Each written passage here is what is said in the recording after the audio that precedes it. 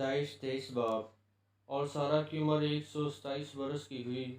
سارہ کی زندگی کے اتنے ہی سال تھے۔ اور سارہ نے کریت اربا میں وفات پائی۔ یہ کنعان میں ہے جو حبرون میں کہلاتا ہے۔ اور ابراہیم سارہ کے لیے ماتم اور نوحہ کرنے کو وہاں گیا۔ پھر ابراہیم میت کے پاس سے اٹھ کر بنی ہیت سے باتیں کرنے لگا اور کہا کہ میں تمہارے درمیان پردیسی اور غریب الوطن ہوں۔ تم اپنے ہاں گورستان کے لیے کوئی ملکیت مجھے دو تاکہ میں اپنے مردے کو آنکھ کے سامنے سے ہٹا کر دفن کر دوں۔ تب بنی ہیت نے ابراہیم کو جواب دیا کہ اے خداوند ہماری سن، تو ہمارے درمیان زبردست سردار ہے۔ ہماری قبروں میں جو سب سے اچھی ہو اس میں تو اپنے مردے کو دفن کر۔ ہم میں ایسا کوئی نہیں جو تجھ سے اپنی قبر کا انکار کرے تاکہ اپنا مردہ دفن نہ کر سکے۔ ابراہیم نے اٹھ کر اور بنی ہیت کے آگے جو اس ملک کے لوگ ہیں ادا بجا لا کر ان سے یوں گفتگو کی کہ اگر تمہاری مرضی ہو کہ میں اپنے مردے کو آنکھ کے سامنے سے ہٹا کر دفن کر دوں تو میری عرض سنو اور سحر کے بیٹے افرون سے میری سفارش کرو کہ وہ مغفیلہ کے غار کو جو اس کا ہے اور اس کے کھیت کے کنارے پر ہے اس کی پوری قیمت لے مجھے دے دے تاکہ وہ گورستان کے لیے تمہارے درمیان میری ملکیت ہو جائے۔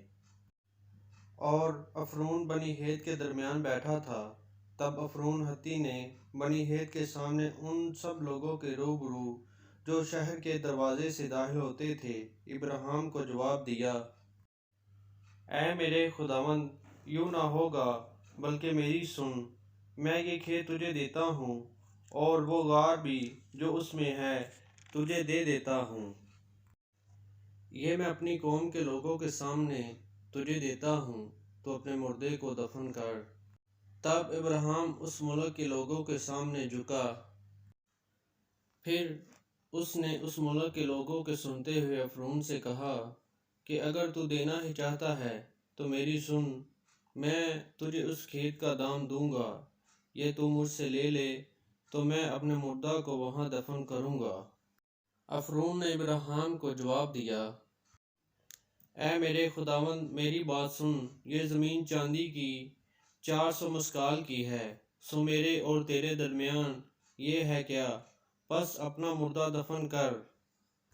اور ابراہیم نے افرون کی بات مان لی، سو ابراہیم نے افرون کو اتنی ہی چاندی تول کر دی جتنی کا ذکر اس نے بنی ہیت کے سامنے کیا تھا، یعنی چاندی کے 400 مسکال جو اس سوداگروں میں سے رائج تھا۔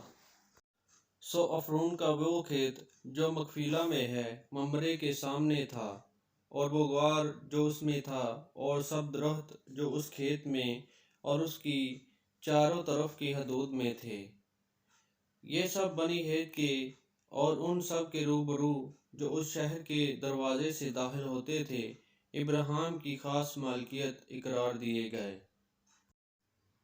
اس کے بعد ابراہیم نے اپنی بیوی سارہ کو مغفیلہ کے کھیت کے غار میں جو ملک کنعان میں ممرے یعنی حبرون کے سامنے ہے دفن کیا۔